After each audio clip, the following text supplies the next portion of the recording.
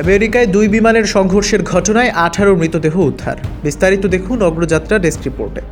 যুক্তরাষ্ট্রের ওয়াশিংটন ডিসির Ronald Reagan national এয়ারপোর্টের কাছে বুধবার রাতে এক বিমান বিধ্বস্ত হওয়ার ঘটনা ঘটেছে। এই ঘটনায় যুক্তরাষ্ট্রের একটি প্রতিবেদনে বলা হয়েছে, জরুরি সেবা বাহিনী অন্তত 18টি মৃতদেহ উদ্ধার করেছে। 30 জানুয়ারি বৃহস্পতিবার এই তথ্য জানিয়েছে ব্রিটিশ সংবাদ মাধ্যম স্কাই নিউজ। আমেরিকান এয়ারলাইন্স জানিয়েছে বিমানটিতে 60 জন যাত্রী এবং 4 জন ক্রু সদস্য ছিলেন এবং মার্কিন সামরিক বাহিনী জানিয়েছে হেলিকপ্টারে 3 জন সেনা সদস্য ছিলেন, যারা ভার্জিনিয়ার ফোর্ট বেলভয়ের থেকে একটি প্রশিক্ষণ মিশনে ছিলেন।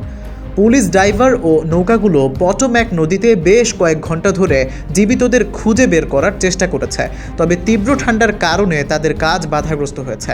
এছাড়া স্থানীয় পুলিশ এবং সেনাবাহিনীর হেলিকপ্টার সহ একাধিক হেলিকপ্টারকেও দুর্ঘটনাস্থলের উপর দিয়ে উঠতে দেখা গেছে।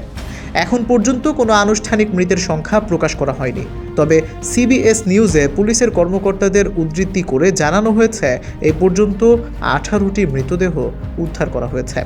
এখনও পর্যন্ত কর্তৃপক্ষ বিমানবন্দর থেকে একটি আনুষ্ঠানিক আপডেট দেওয়ার পরিকল্পনা করছে। প্রেসিডেন্ট ডোনাল্ড ট্রাম্প দুর্ঘটনাটি ভয়াবহ বলে অভিহিত করেছেন এবং জরুরি সেবা কর্মীদের প্রচেষ্টার জন্য তাদের ধন্যবাদ জানিয়েছেন। যুক্তরাষ্ট্রের প্রেসিডেন্ট দুর্ঘটনার বিষয়ে রিপোর্ট পাওয়ার পর প্রতিক্রিয়া জানিয়েছেন। ডোনাল্ড ট্রাম্পের এক বিবৃতিতে হোয়াইট হাউস জানিয়েছে, আমি রিগান ন্যাশনাল এয়ারপোর্টে ঘটিত এই ভয়াবহ দুর্ঘটনার বিষয়ে পূর্ণাঙ্গভাবে অবগত হয়েছি। ঈশ্বর তাদের আত্মার শান্তি দান করুক। আমাদের প্রথম প্রতিক্রিয়া কর্মীদের অবিশ্বাস্য কাজের জন্য ধন্যবাদ। আমি পরিস্থিতি মনিটর করছি।